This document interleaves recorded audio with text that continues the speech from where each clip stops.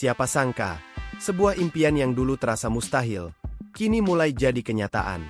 Timnas Indonesia akhirnya membuat sejarah yang selama puluhan tahun hanya bisa dibayangkan. Bukan cuma menang di lapangan, tapi juga menang di atas kertas. Ranking FIFA Indonesia resmi melesat, dan yang lebih mengejutkan lagi, kita kini resmi menyalip dua rival abadi di Asia Tenggara, Thailand dan Vietnam. Ini bukan sekadar prestasi biasa.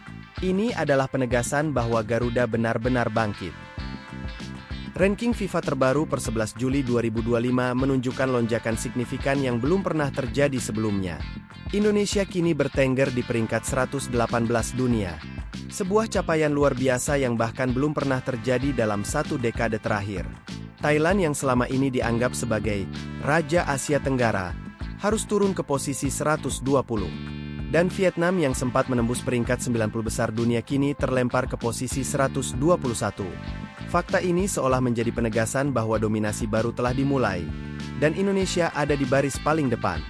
Kenaikan ini tak lepas dari performa luar biasa timnas Indonesia di laga-laga penting belakangan ini. Puncaknya tentu saja kemenangan dramatis atas Cina di kualifikasi Piala Dunia Zona Asia. Gol tunggal penalti dari Ula Romeni bukan hanya mengantarkan kita ke babak keempat, tapi juga membawa dampak besar terhadap poin ranking FIFA. Ditambah lagi, kekalahan Jepang dari Australia juga membuka jalan bagi Indonesia untuk mengamankan posisi lebih tinggi dalam perhitungan poin regional. Tak cuma soal angka di papan klasemen. Kenaikan ranking ini membawa makna psikologis dan simbolis yang besar.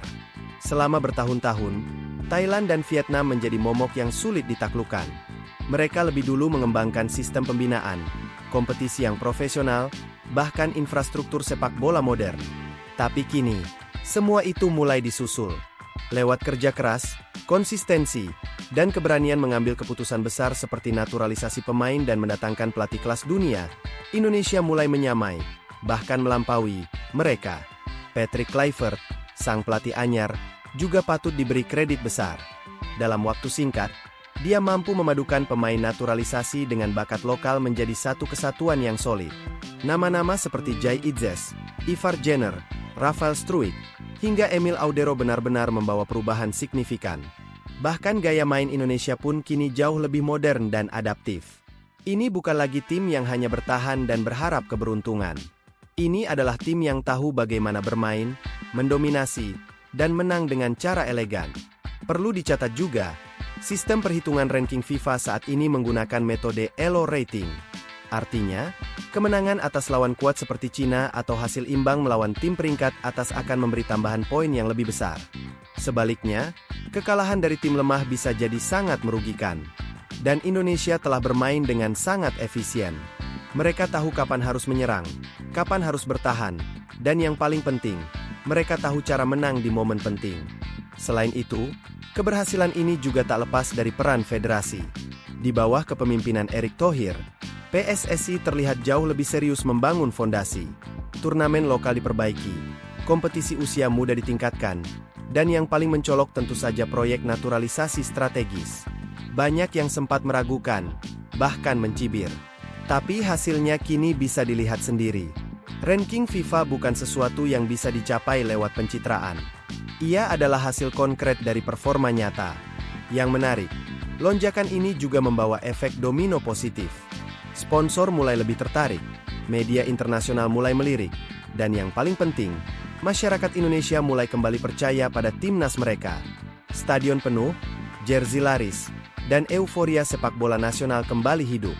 Ini bukan hanya soal pertandingan 90 menit. Ini soal kebangkitan sebuah bangsa lewat sepak bola. Tapi tentu, semua ini bukan akhir. Justru ini adalah awal dari perjalanan panjang. Ranking 118 belum bisa membuat kita puas. Masih ada target yang lebih tinggi, tembus 100 besar dunia, lolos ke Piala Asia, dan yang paling ambisius, tiket ke Piala Dunia 2026. Dan dari performa yang ditunjukkan belakangan ini, impian itu bukan lagi delusi. Ini sedang kita kejar, dengan sangat nyata. Kemenangan atas Thailand dan Vietnam di ranking FIFA juga membawa makna strategis lainnya. Dalam undian atau drawing turnamen regional, posisi ranking menentukan pot seading. Artinya, Indonesia kini bisa masuk pot unggulan dan terhindar dari grup berat. Ini bisa menjadi faktor penting dalam perjalanan timnas di turnamen-turnamen besar ke depan. Kini semua mata tertuju ke ronde keempat kualifikasi Piala Dunia. Lawan akan semakin kuat, tekanan makin besar, dan ekspektasi publik akan terus meningkat. Tapi dengan kepercayaan diri yang terbangun dari capaian ini, Indonesia punya peluang besar untuk melangkah lebih jauh. Kita tidak lagi datang sebagai underdog. Kita datang sebagai penantang serius yang siap membuat kejutan. Jadi pertanyaannya sekarang, apakah ini cukup? Apakah ranking FIFA ini jadi akhir dari perjuangan? Tentu tidak. Ini hanyalah permulaan dari era baru Timnas Indonesia.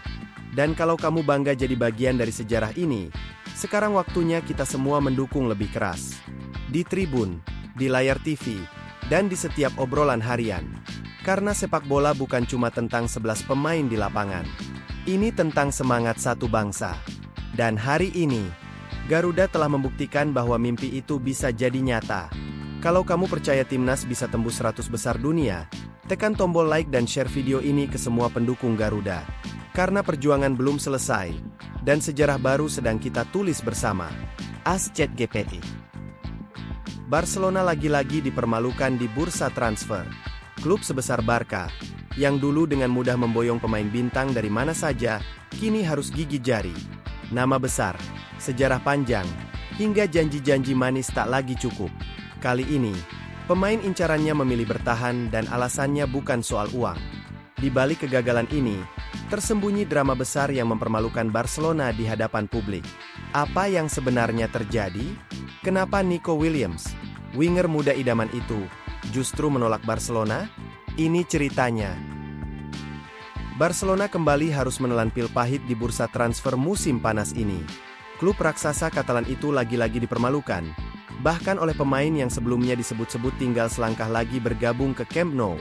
Sosok itu adalah Nico Williams, winger lincah milik Athletic Bilbao, yang sempat digadang-gadang bakal jadi rekrutan besar Barcelona musim ini.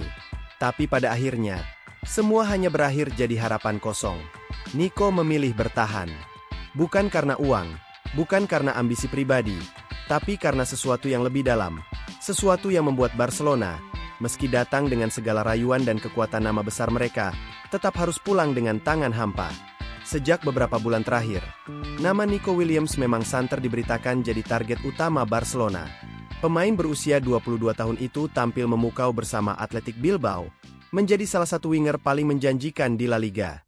Kecepatannya, kemampuannya dalam melewati pemain lawan, dan kontribusinya dalam membangun serangan, membuat banyak orang yakin dia adalah kepingan yang dibutuhkan Barcelona untuk menghidupkan kembali sayap mereka yang mulai tumpul. Barcelona bahkan disebut siap membayar klausul rilis sang pemain yang nilainya berkisar antara 58 hingga 62 juta euro.